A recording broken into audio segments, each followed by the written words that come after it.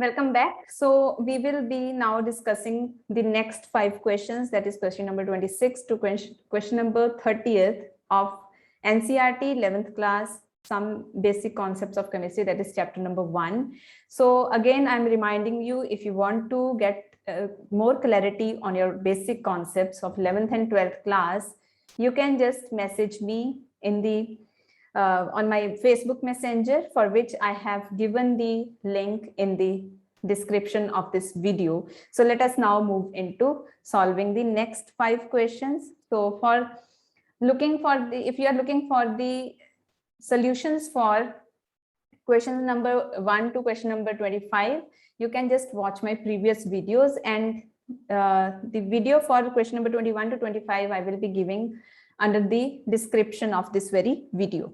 All right, so let us now move into question number 26. Question number 26 of chapter 1, 11th class NCERT chemistry.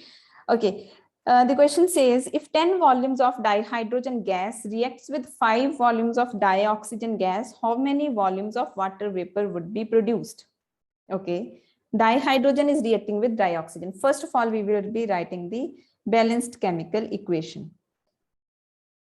So when it is written the dihydrogen gas and it is given that 10 volumes, volume is used for gases. This means we will be taking up gaseous reactants and leading to the formation of gaseous product, that is the water vapor. So first of all, balance this chemical equation. So we can just put 2 here, and now we need to put 2 here. Okay.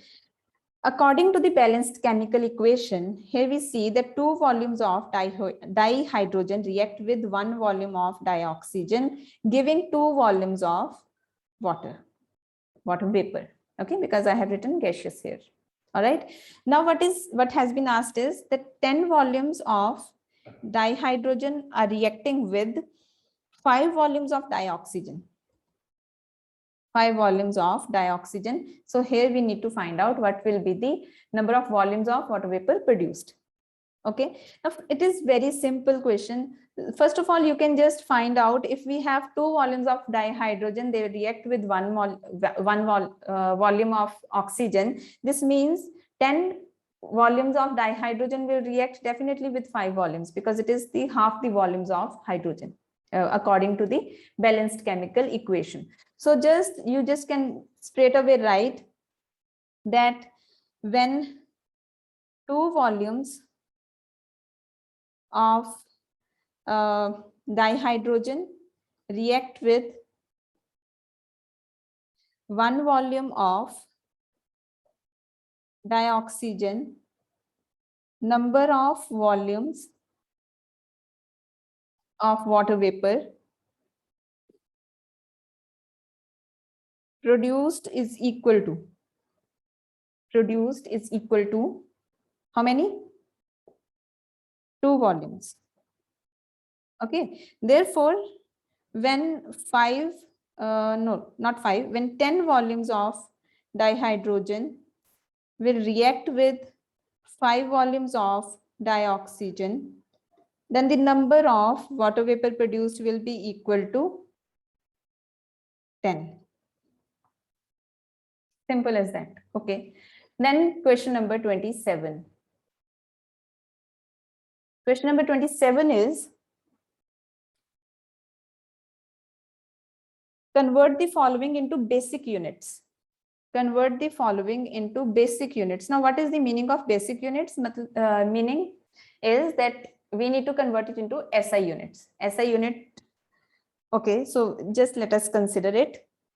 The first part is 28.7 picometer. Now, what is the unit of length in SI units, or in the basic units? It is meter. So this means we need to just convert this picometer into meter.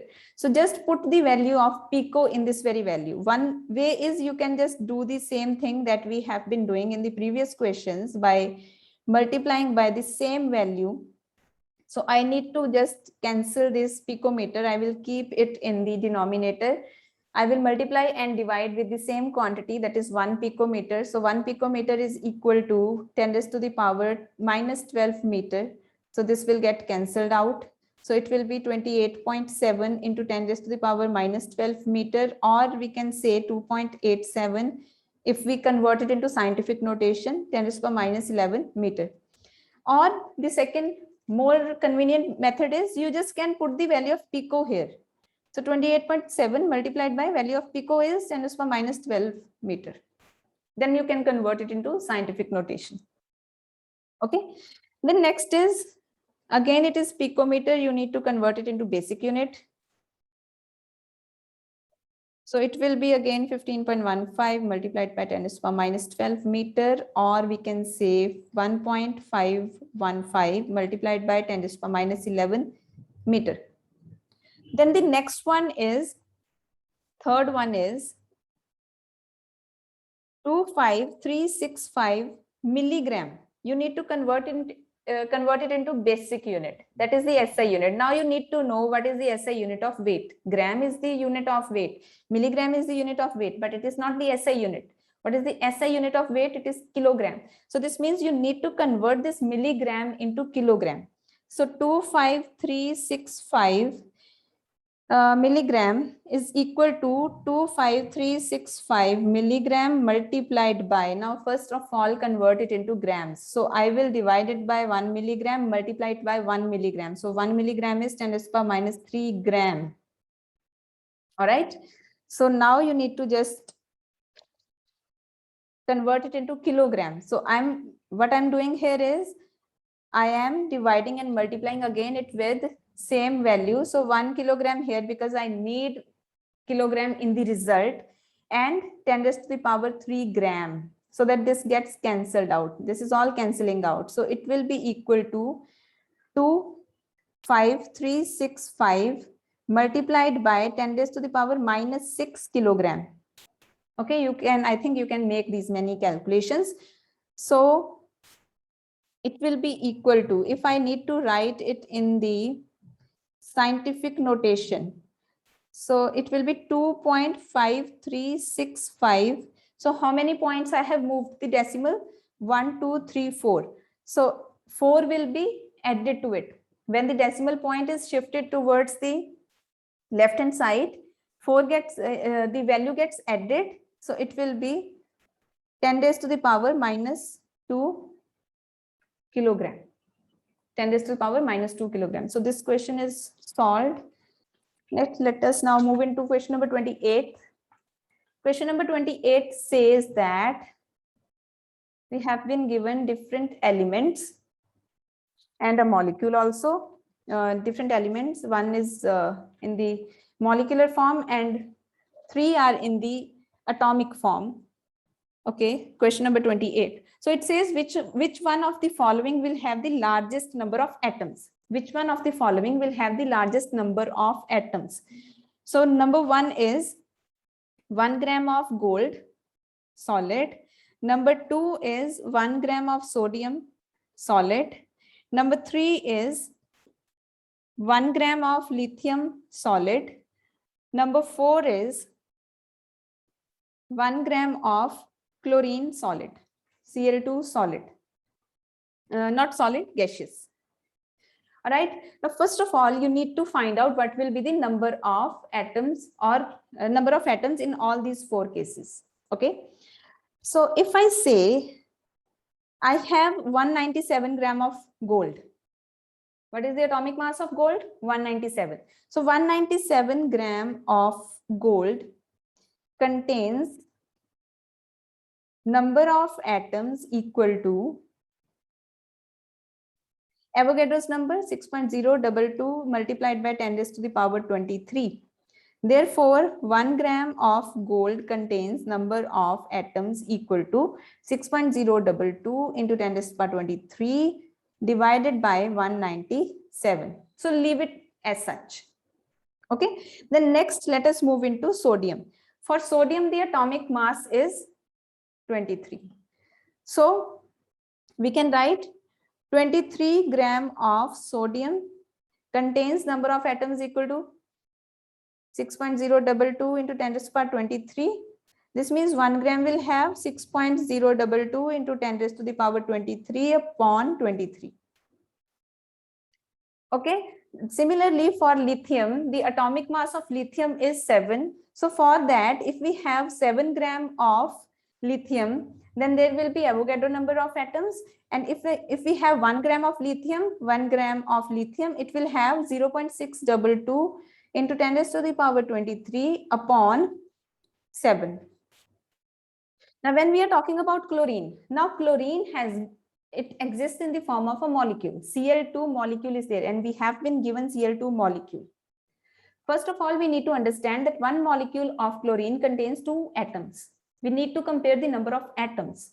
So one molecule of chlorine contains 2 atoms. This means if I have 1 gram of chlorine, the number of atoms will have number of atoms equal to, it will be multiplied by 2 because one molecule has 2 atoms. Okay, so 2 multiplied by 6.022 into 10 raised to the power 23 upon, now here will be the molecular mass because we have been given the molecule. So it is, the atomic mass is 35.5 multiplied by 2, it will be equal to 71. So 71 divided by 71.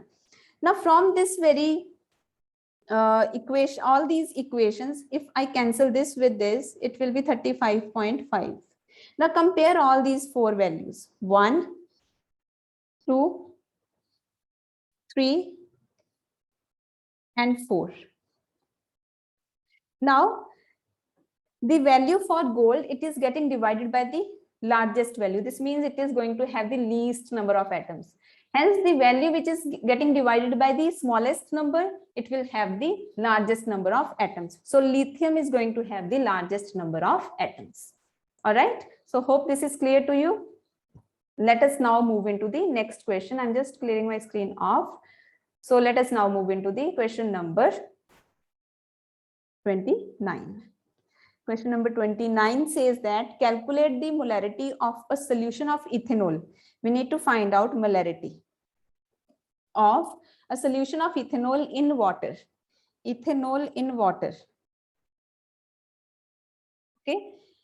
In which the mole fraction of ethanol is, mole fraction of ethanol is equal to 0.040.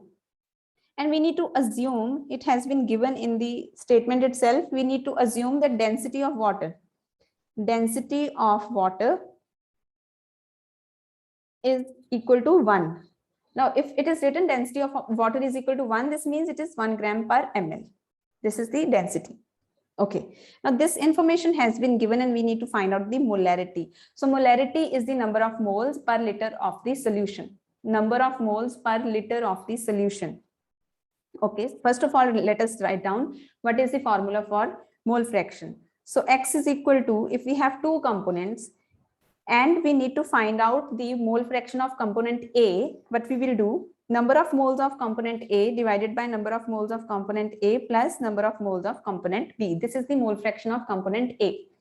Now, ethanol, for ethanol, we have been given the mole fraction. So, mole fraction of ethanol, X ethanol is equal to N ethanol upon N ethanol plus N water.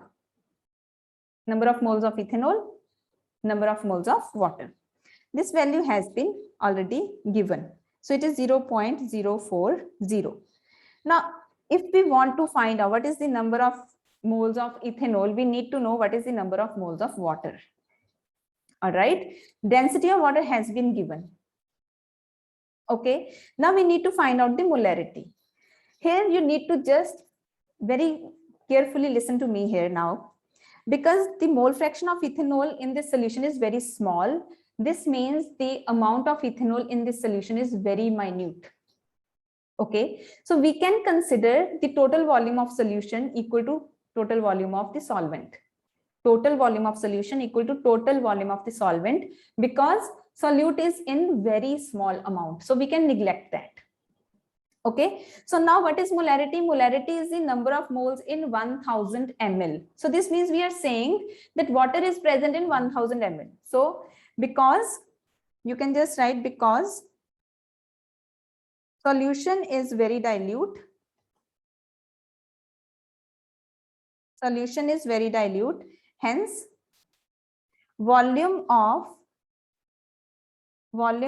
solution can be considered as equal to volume of solvent. Can be considered, you just need to write complete, can be considered as equal to volume of solvent. Okay, so now the volume of solvent will be 1000 ml because we are talking about molarity. Total volume is 1000 ml. So volume of water is equal to 1000 ml. Now what is density of water? It has been given 1 gram per ml. This means mass of water will be equal to 1000 gram. All right, now 1000 gram water is there. So number of moles of water, we just can find out N here. Number of moles of water will be equal to 1000 upon 18 because molecular mass of water is 18. Now this value comes out to be equal to 55.55. I remember this value, okay? So 55.55. So now in this, we can just put the value here, N ethanol upon N ethanol plus 55.55. From this equation, we need to find out what is the value for the number of moles of ethanol. I'm just clearing my screen off. You can just pause this video if you need to note it down and then again play this video. So 0.040 is equal to number of moles of ethanol upon number of moles of ethanol plus 55.55. So I can write this equation as 0.040 multiplied by N ethanol plus 55.55 is equal to N ethanol. Or I can write 0.04 N ethanol then plus it will be equal to 55.55 multiplied by 55.55 multiplied by 0.04 equal to, it is 2.22 equal to N ethanol. Okay, so you just now can do one thing. 2.22 is equal to N ethanol minus 0.04 N ethanol. So from this, you can find out the value for number of moles of ethanol. 1 minus 0.04. So it is 1 minus 0.04 N. You can just write 0.96 N ethanol. So number of moles of ethanol will be equal to 2.22 divided by 0.96. 2.22 divided by 0.96 equal to, it is coming out to be equal to 2.31 moles. So we have now calculated the number of moles of ethanol. So what volume of solution we considered? 1000 ml. So this means that these many ethanol moles of ethanol are present in 1000 ml of the solution. So this is what? This is molarity only. So 2.31 mole per liter. All right. So let us now move into the next question, question number 30. Last question of this very video. And in the next video, I will be taking up the rest of the questions. Okay. All right. So what will be the mass of one carbon-12 atom in gram? Okay, you can just see the statement from your book. Question number 30. We need to find out mass of one atom of carbon-12. Carbon-12 is there. Mass of one atom needs to be calculated. Okay. Now we know that this is the atomic mass of carbon. So this means 12 gram of carbon will be the weight of Avogadro number of carbon atoms. So I can just write 0.12 6.022 multiplied by 10 raised to the power 23 atoms of carbon 12 have mass equal to 12 gram. Therefore, one atom of carbon 12 will have mass equal to 12 upon 6.022 multiplied by 10 raised to the power 23 gram. So it is equal to 12